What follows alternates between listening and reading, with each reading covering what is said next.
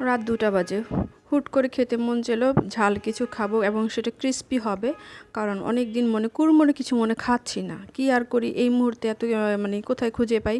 যেইভাবে সেই কাজ চলে গেলাম রান্নাঘরে। কিছু নুডলস একটু সেদ্ধ করে নিলাম পানি দিয়ে ছেঁকে নিয়ে।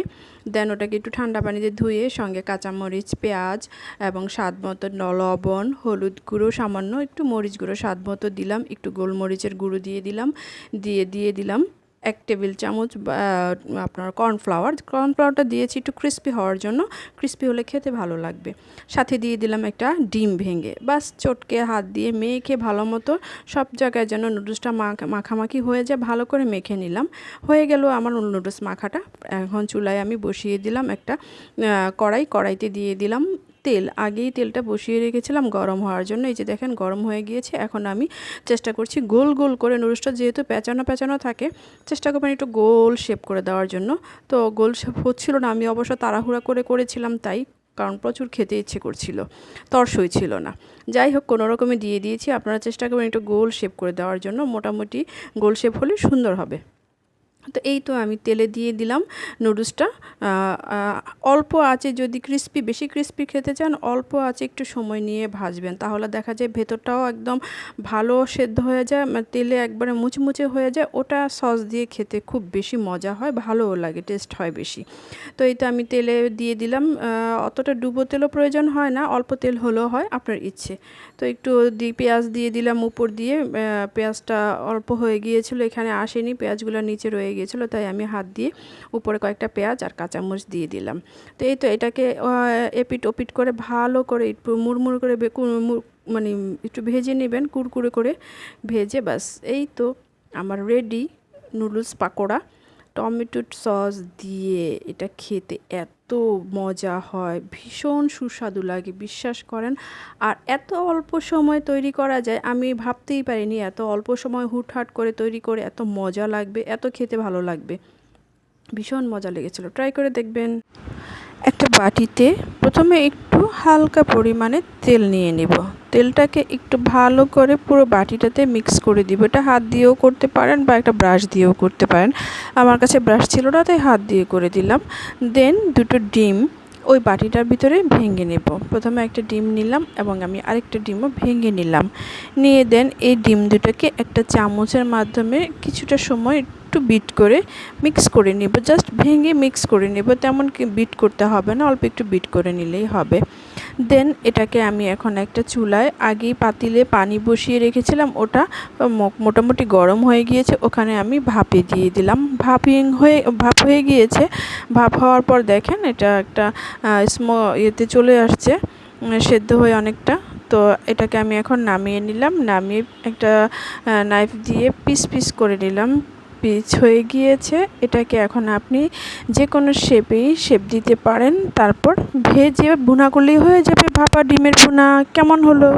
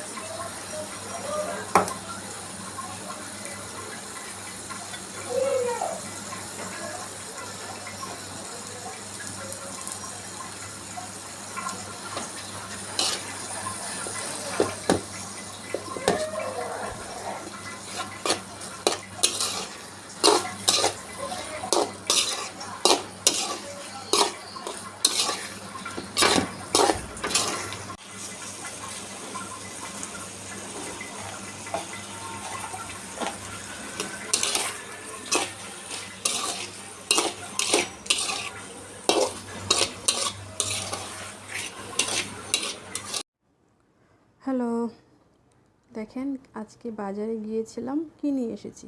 পলিথিনের গিট্টু আমি খুব একটা খুলতে পারি না, বেশিরভাগ সময় দেখা যায় পলিথিনে যা আনা হয় আমি ছিঁড়ে ফেলি। তো আজকে দেখলাম পেরে গেছি। দেখেন কি সুন্দর আম, একদম তরতাজা, মনে হলো কি এই যে গাছ থেকে মাত্র আমি নিজে পেরে নিয়ে এসেছি। আসলে আমি কিন্তু নিজে পেরে নিয়ে আসিনি, বাজারে গিয়েছিলাম সবজি কিনতে, দেখলাম এত সুন্দর আম উঠিয়েছে, দেখে লোভ সামলাতে পারলাম না। মন চাইছিল যে ভ্যানে যা আম আছে লোকটার কাছে সবগুলা নিয়ে আসি তরকারি দোকানে। তো এত আম এনে আসলে কি করব, আমি খুব একটা আমের আচার টাচার দিতে পারি না, আর হয় না, স্বাদ হয় না। তো দেখা যায় যে দুই এক পদ পারি, অনেকে অনেক রকম আচার পারে, আমি অত রকম আচার পারি না, বা বিশেষ করে আসলে পারা যায় কিন্তু অনেক ঝামেলা, তার জন্য আমি একটু অ্যাভয়েড করি।